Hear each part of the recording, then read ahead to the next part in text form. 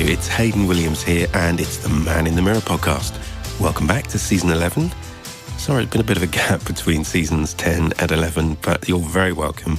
And if this is your first time listening to Man in the Mirror, it's a podcast where each week I talk to a male guest and we discuss their life, their work. We get into self-care, self-image, and what the guest really thinks about the man that looks back at him in the mirror. Now, I'm kicking the season off with a young perfumer called Nicolas Bonneville, who already has a huge catalogue of success behind him. He's created fragrances for Prada, for Jo Malone London, for Gallivant, for Liberty, for Nisaba, to name but a few. But we met to talk about Givenchy and a brand new fragrance called London Confidential, which is part of La Collection Particulière. Terrible French pronunciation as always, I apologise. We met at Harrods. It's a Harrods exclusive called London Confidential for Givenchy. It's a beautiful fragrance made up of blackcurrant buds, Damasceno rose, and this gorgeous Chesterfield leather accord, which we talk about during our conversation. The whole thing is to celebrate a brand new boutique that Givenchy have opened up in Harrods. I think you're really going to enjoy this conversation with Nicolas. I certainly did. And we met in London about a month ago. So here he is. It's Nicolas Bonneville talking to me, Hayden Williams, on Man in the Mirror. Let's go. Welcome along to Man in the Mirror. It's Hayden here, and I've escaped the podcast booth. I'm in Knightsbridge at the Harrods store, and I'm here with Nicolas Bonneville, who is here to launch Givenchy's London Confidential. Good morning, Nicolas. How are you? Good morning. I'm fine. And you? I'm really well. Thank you so much for doing this and making time. I know you have a limited time and you're meeting lots of press and you're meeting some customers, and the fragrance has just launched in store, I believe. Yeah. It's a release this week here in Harrods, and I'm very happy to share behind the scene and all information about London Confidential for Givenchy. Well, we'll talk a little bit more about the fragrance, and it's absolutely beautiful. But your relationship with Givenchy, it goes back almost a decade now. Yeah. How did that start? How did you get involved with the house in the first place? Oh, yeah. In fact, the first collaboration, I think it was with Ariane from Givenchy, which is with me today. It was before the La Collection Particulière. The private collection of Givenchy was called L'Atelier by Givenchy. And I created with other perfumers, Rose Ardente and Encens Divin. Yes. And in this collection, there is London Confidential, the new one, and also Téméraire, which is a tuberose with ink notes. Fantastic. And if we could rewind a little bit more, Nicolas, tell me about how you got involved in the industry in the first place. What was it that drew you to perfumery? Yeah, it's quite a long journey now. And, I am 39 now. And I started when I was like 12 or 13 years old. Did you? Yeah, I was in holiday in south of France with my parents. And I asked them to visit something around the perfume. Because Grasse is the cradle of perfume. Yes, of course. And we went to visit the Museum of Gallimard. And I was very, very lucky this day because it was not like a guide or touristic tour, classic tour. It was the perfumer of Gallimard. Oh, really? Yeah, his name is Jacques Morel. He was a perfumer from Givaudan, Delaire, prestigious house like this. So he showed you around? Yeah, and He learned his job from his grandfather, who was a flavorist in Grasse. And we met, we discussed, we did all the visit of the museum. Mm. And at the end of the visit, he told me, come on, I will show you the real lab with all the raw materials. Behind the secret doors kind of thing. And he showed me all these bottles with beautiful names, stories, origin, etc. And he told me, if you want, you can do me a blind test. Pick up a bottle, I will smell it in blind and tell you what it is. Which raw material is it, etc. And for me, it was like, wow, this guy is Superman, What a privilege to get that kind of insight. And we discussed, and he said to my parents, if he is interested by perfume, maybe next holidays he come to my lab, and for 1 week, I can share more information with him, and let's see what could happen. And do you think you were a sensory child in the first place? I mean, obviously, I understand arriving in Grasse and it's amazing and there's all those, beautiful flower fields. But you must have had an interest before that, I suppose. Were you someone that was always smelling things or had an interest in the sensory world? Do you think? My father was a cooker. My parents had a restaurant in Le Mans. Like a chef. A chef. Yeah. So I think I have some sensibility for everything we smell something. Yes. And I was very curious, at Grasse there is a lot of old alambic, in copper where you do the distillation. Yeah. And my parents told me, you put flour in this kind of machine and you can extract the smell of the biomass of the plants. And for me, as a child, it was like fascinating to catch the smell of something. Yeah. And then this perfumer, Jacques Morel, told me, okay, I want to give my knowledge to someone before I get retired. So if you want, in parallel of your school time, you visit me every holiday from like 12 to 18. And I started to... So did you do that? Yeah. I started to... What an opportunity. All my learning and my training about natural raw material first, then synthetic one. I built my own lab in my parent basement, and every day after school, I went there to smell all my raw materials. And then at 19, I met Francis Kurjian. Wow. Yeah. It was a fortuitous meeting. Yeah, and I sent... And what stage was he at there? Where was he? He at that time, he just joined the Takasago company. Yeah. And it was just before Maison Francis Kurjian. He has only his, tailor-made option for perfume. And I sent it an email and told him, well, I'm doing this. I have my own lab. I'm training with a perfumer in Grasse, etc. He told me, okay, I want to meet you. And then I became his student and I learned alongside Francis for like 5 years. It was crazy. You had a real head start as well, I guess, having that start from 11, 12 and being able to, that's you soaking up all that knowledge and I suppose some of the rudiments of fragrance ahead of anyone else. That must have given you a real jump start into your career. Yeah, it's a nice advantage to start early. It's quite smart thing to do. It's like piano, If you start early, you will learn maybe faster in a different way. And it's not the same way to learn things when you are a child because for you it's a playground. So So was there ever any other option? It sounds like that's quite a specific thing to do as a child, but you must have been pretty sure that you wanted to make it your career. Yeah, I had the conviction that it was this and nothing else, in fact, And since I am 12, my dream is to be a perfumer and to work for DSM Firmenich, at that time. Yes. And it's where I am today, so it's cool. That's incredible. So you're here to talk about London Confidential for Givenchy. I'm sure from the name, it takes its inspiration from the city we're in. Tell me a little bit about what the brief was and how you approached this project. But at the beginning... Did it have a name? No, most of the time you don't have the name. Of course, yeah. And in this case, Givenchy asked me to create a perfume with just few words. It's for la collection particulière, it's for Givenchy, and it will be an exclusive for Harrods. Bring a story. Right. So when I work for... So you did the creation of the narrative. Yeah, I like to deep dive in the DNA and the legacy of a brand to understand the style, what are the key points, what is the story, what is the designer mindset, the way he creates, the way he thinks things. And I like to work with like a story in mind. And here the starting point for me was, okay, what could be the atmosphere if Hubert de Givenchy is having a drink in a British private club? Yeah. And to blend the two culture between British and French culture and to bring different things to create a new emotion, Yeah.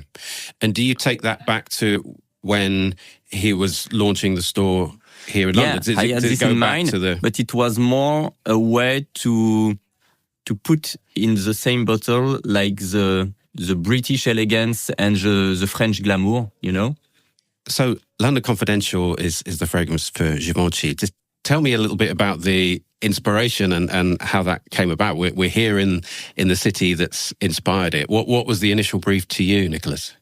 In fact, the initial brief from Givenchy was to create a perfume with just few words. I hadn't the name London Confidential at the beginning. It was more, we need to create a new perfume for Givenchy, la collection particulière, with few words. It will be for London and Harrods exclusive. Right. So you start from there. Yeah. And I like to deep dive in the DNA of the brand, in the legacy, and to understand what is the spirit of the house, what the designer had in mind when he create, and to understand the way things are done in Givenchy.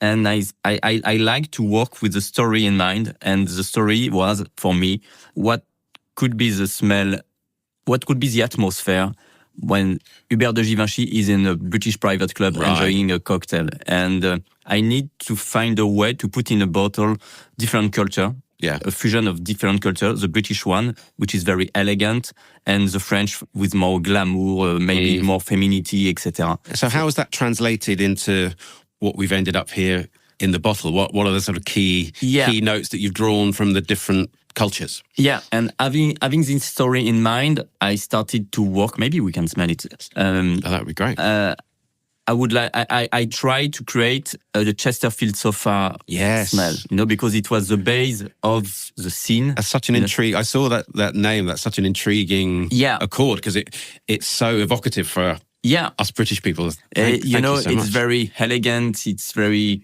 it's linked to something between seduction, elegance, like cinematic, maybe a spy movie. And that's wonderful. So this is the Chesterfield Accord.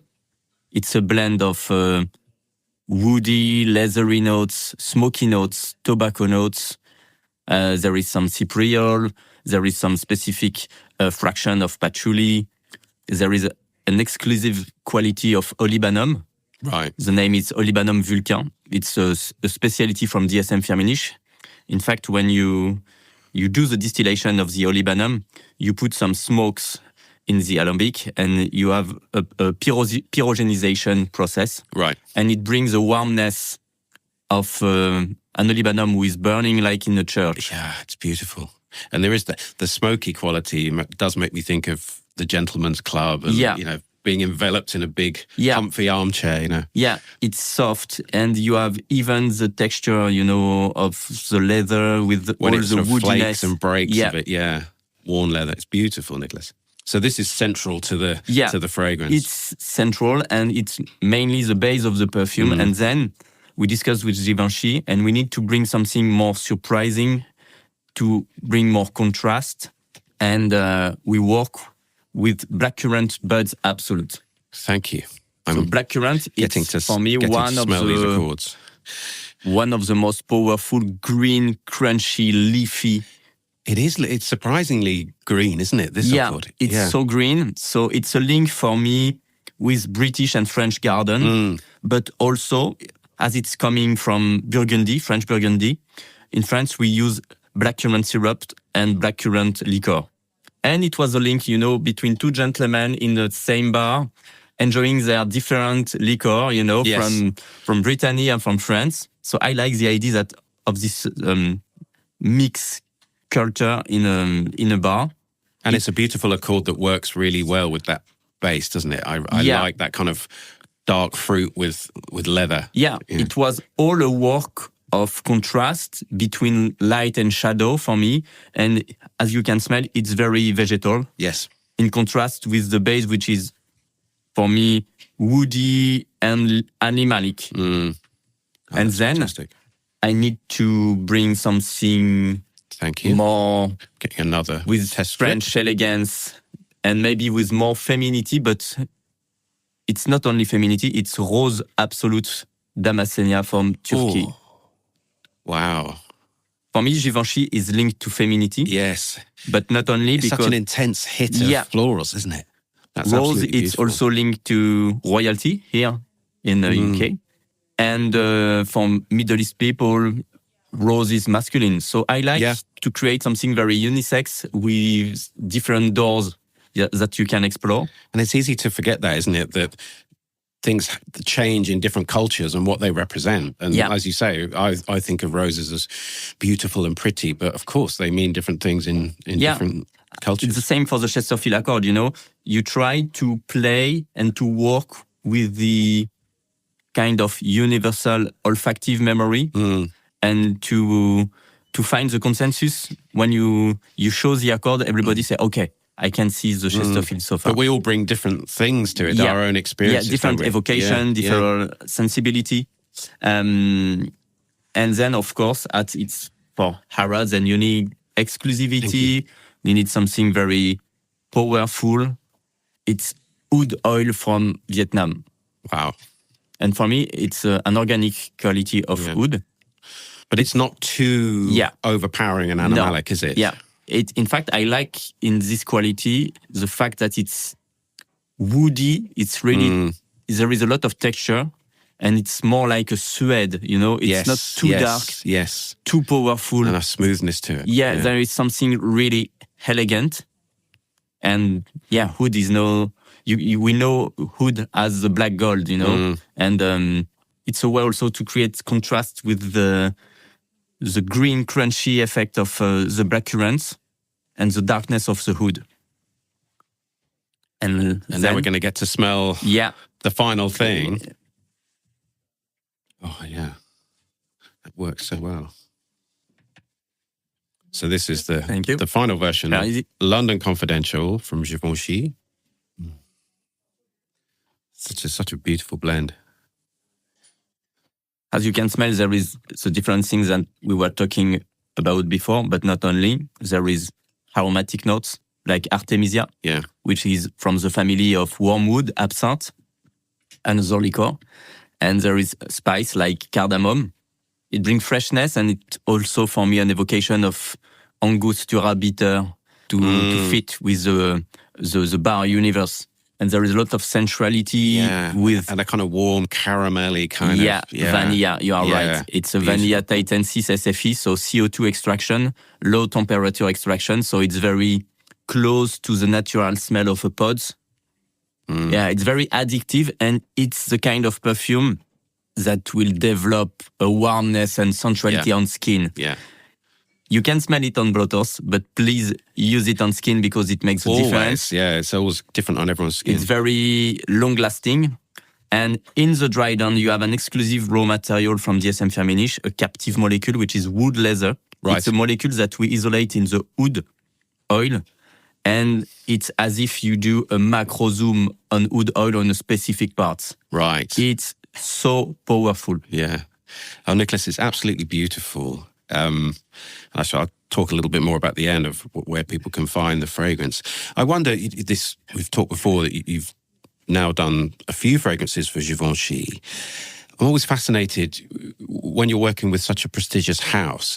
Do you have an awareness of the codes, if you like, of the house before you start? Do you have to have that in mind, or can you always start afresh and treat it as just, another brief, if you like? Maybe it's a difficult one, but you know what I mean? When a house has such For me, there is fame. There is two different situations when you work on a new project. First is you have to understand the brands you are working for, the DNA, the legacy, history, previous creation, previous perfume. Because that's going to help you nail the brief and get it right. Exactly. Yeah? And for sure, you don't create the same perfume, even if it's, for example, lavender, tonka, and geranium. You will not create the same perfume for Givenchy, for Dior, for, Acqua di Parma, whatever. It will be completely different because it's a question of style. Or it's the way I think a perfumer has to work. Or you receive the brief and you have an accord that you already work by yourself. Yeah. Something, an idea that popped up maybe 2 years ago, 5 years ago. And you say, hey, what if this idea fit with this project? Yes, and incorporate it somehow. So there is two ways to start a project like this. Yeah. Fascinating. Well, look, we'll talk a bit more about the fragrance, but as always on the podcast, Man in the Mirror, I'm really keen to find out about the guests' morning and evening routines, and if there's any particular products you like to use. Obviously, fragrance as a perfumer, will feature large in your life. But are there products that you would reach for in the morning or evening, Nicolas, in your routine? I'm sorry, I don't have a big skin routine. Don't apologize. No. Tell me straight. Like basic guys. I use like moisturizing cream in the morning, some wax in my hair, and that's all. But does that mean then, even if it's a simple routine, are you loyal to a particular product? Do you like a certain kind of efficacy, or would you buy any sort of hair product? No, I think it's basic product like L'Oréal Men Expert, you know, that you can find in supermarket. And it's also linked to my job. In fact, I can't arrive at the office with too many scents on me, because I need to have a level 0 of things on me. Yeah. So you're very careful about how perfumed things are. Yeah. And we ask our colleagues, because when you develop a perfume, most of the time you scent on a paper blotters, but you also have to smell on skin. Yeah, of course. So use your own skin. Yeah. Not my skin. Not yours. At the end of the day, when I go back to home, I can use my own skin, but we call other colleague. Do you have some skin for me? And we smell on skin like a blind test with different trials. And we ask our colleague not to wear perfume when they are at the office. But there is one point I like, maybe it's interesting. When I go to supermarket, I like to spend time in the shower gel and shampoo section. Do you? Yeah. Smelling to all see the what's bottles. going on with the different smells and you know, basically you don't have any olfactive education. Yeah. But there is key points that are, for me, universal. It's the cleanness, the freshness, caring. And people, I hope, use shower gel and shampoo like every day. So we hope so. Yeah, I hope so. So there is a kind of universal olfactive memory, and it's very interesting because shower gel and shampoo, it's all about performance. And today, the perfume world is looking for powerfulness, long-lastingness, and shampoo and shower gel can't lie.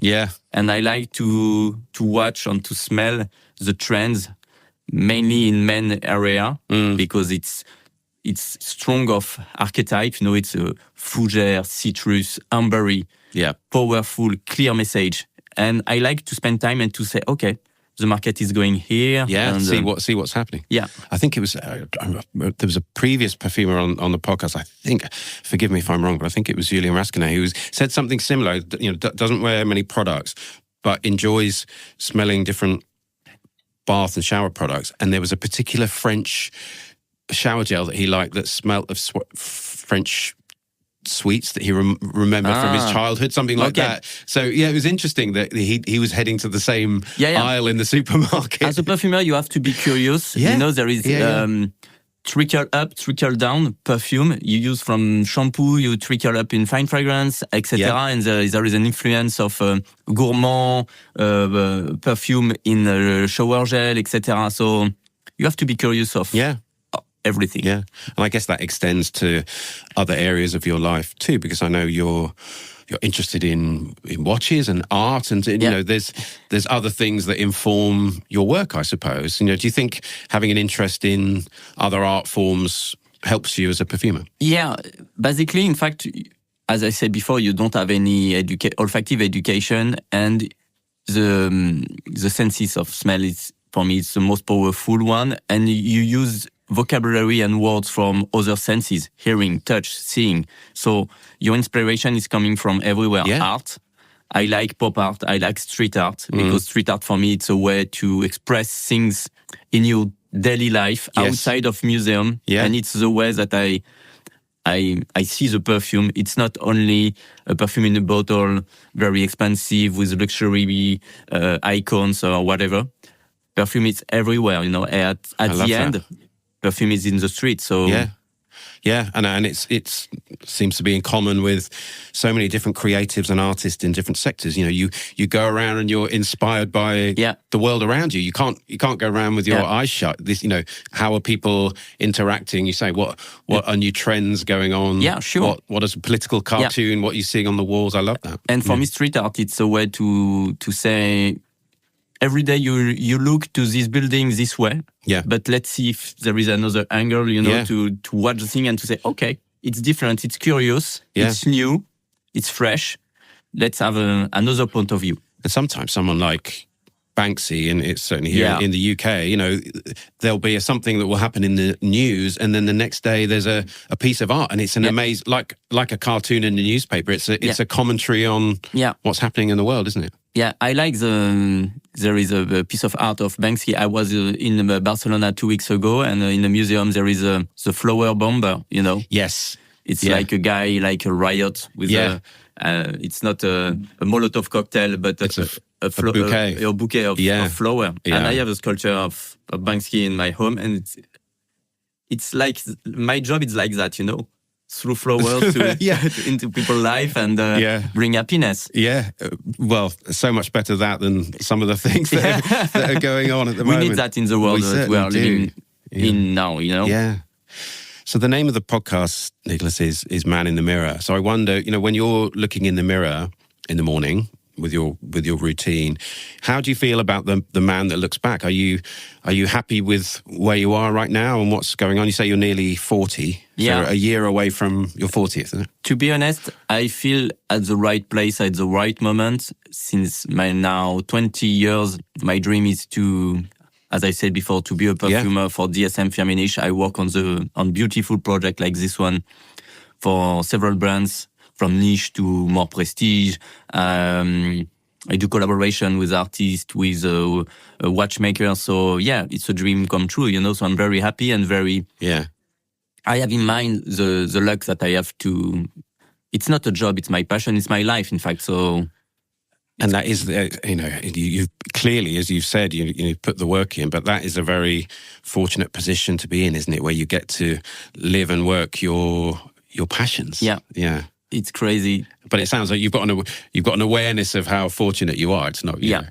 You have to. We are like, I don't know how our boss told us sometimes that there is more astronauts than perfumer. Yes, yeah. I don't know if it's true, but I think I've heard that too. Yeah, I think we are less than 100. You know, so you've got one of the plum jobs. Yeah. So finally, Nicolas, I always ask my guests what makes you happy, and perhaps outside of the workplace. So what are the things that bring you joy outside of perfume? Of course, as a perfumer, when you smell one of your creation in the street, it's happiness. It's also curiosity to. That must be a real buzz if you can smell one of your fragrances on someone who's just walking by or on the subway or something. It's a very special feeling, in fact, because it's no more your baby. Yeah, you know, and give it to the world. There is someone who it's now his perfume, you know, and happiness. I mean, you mentioned already, you know, art and watches and you know, What do you do to if you've got a Sunday and do you live in Paris? Yeah. So if you take time out of work and try and switch off, what would you do? Are you able to switch off? Yeah. I am lucky to have a countryside house at 1 hour of Paris, and I spend all my weekends there, you know, green, forest, walk, nothing. You need calm. You need to have... Yeah, to reset almost. Yeah. Yeah. And in Paris, I have a terrace, and I like gardening on my terrace, and I have like different quality of raw materials that I use in my palette. Yeah. So I have tuberose, bergamot, jasmin, rose, lily of the valley. On your terrace? Yeah. I like this proximity. I need this proximity of my natural raw material because depending on the time of the day, the olfactive spectrum is totally different. And I need this proximity to understand more and more my raw material and to catch different facets and try to say, okay, for example, in tuberose, in the morning, it's like very green, crunchy, spicy like ginger. In the evening, it's totally the opposite. That's when it comes out to play, isn't it? Opulent, lactonic, like coconut, animalic. Yes. And one time I was enjoying a coffee near the tuberose, and you say, okay, tuberose and coffee, there is something to it can inspire you. Yeah. Well, Nicolas, thank you so much. It's been a real pleasure to spend some time. Congratulations on Thank London you for your Confidential. time. Thanks for being with us here in London, and hope to see you again sometime. Yeah, see you Thanks. soon. Take care. Thank you. My thanks to Nicolas. I really enjoyed that conversation. And I think it's fascinating, you know, to have that sense of destiny almost to kind of know the career path you want to go into from such a young age, and then indeed to have the kind of mentors such as Francis Kirkjan along the way. So he seems to have ended up exactly where he wants to be, which is brilliant. And the London Confidential Givenchy fragrance is out now, exclusive to Harrods. If you want to follow Nicolas on the socials, you can do. He is at bonneville.nicolas, which is BONNEVILLE.Nicolas, which is NICOLAS. So that's at bonneville.nicolas. And you can find out more about Givenchy at Givenchy Beauty. If you want to find out more about Man in the Mirror, and why wouldn't you, you can find me on Instagram at Man in the Mirror Pod. I also have a fragrance social channel called You Smell Great, What Is It?, where the focus is a bit more on perfume and things like that. So you can find me at You Smell Great, What Is It? I also have a TikTok account with the same name.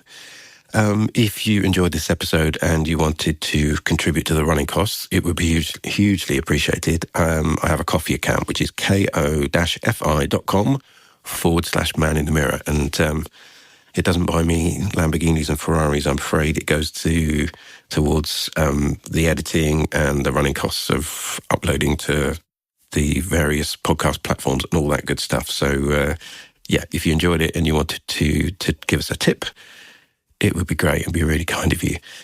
So that's all for episode 1 of season 11. I'll be back. There's so many more great episodes that we've got for you this season. So if you enjoyed that, there'll be more next week on Man in the Mirror. So my thanks to Nicolas for joining me. Thanks to you, as always, for listening. And I'll see you next time on Man in the Mirror. Until then, take care.